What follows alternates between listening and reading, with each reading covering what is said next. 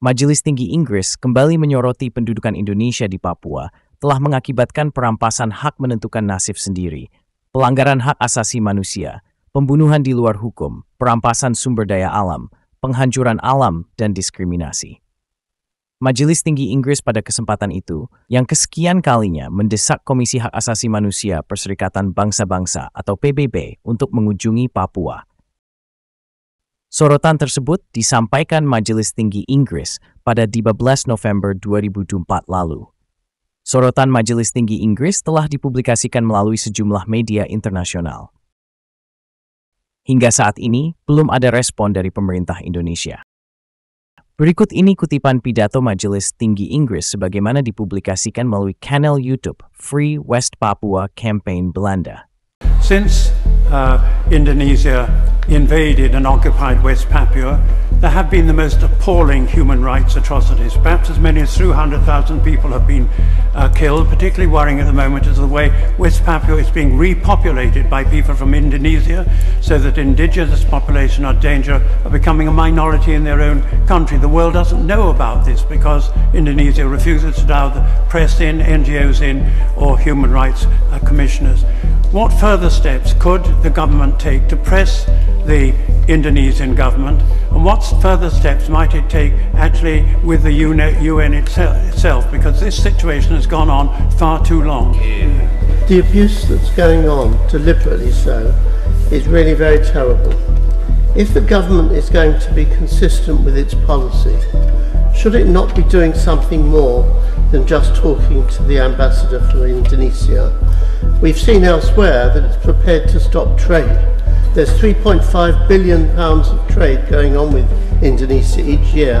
Perhaps the government should stop some of it.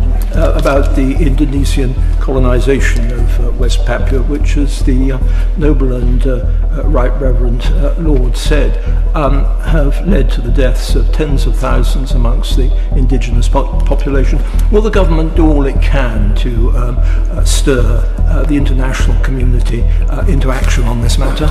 Does His Majesty's government agree with the Pacific Conference of Churches that the future for West Papua, alongside Mahawin Nui, French Polynesia, and Kanaki, New Caledonia, actually lies in self-determination?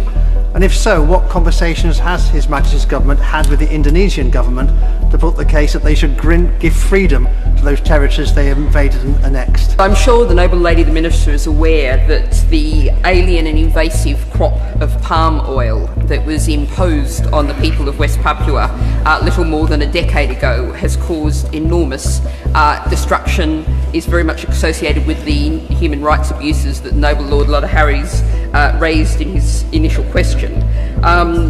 I don't know if the Noble Lady is aware of an excellent anthropological study of this in The Shadow of the Palms, More Than Human Becomings in West Papua, which really describes how for the indigenous people of West Papua, palm oil is something like a sessile triffid that's come in and destroyed their environment and destroyed their communities.